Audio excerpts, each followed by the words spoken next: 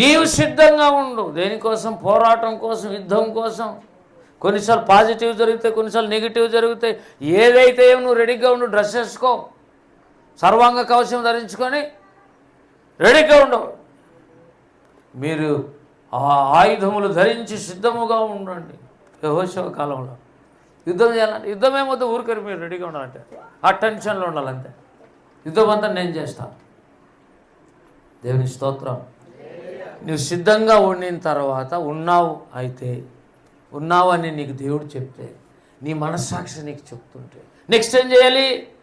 నీవు సిద్ధపడి ఉంటే సరిపోదు, నీతో కూడా కలుస్తున్నారు చూడు ఆ సమూహం అంతటిని కూడా సిద్ధపరచు. హల్లెలూయా. నువ్వు సిద్ధపడినాక ఇతరులను సిద్ధపరచు.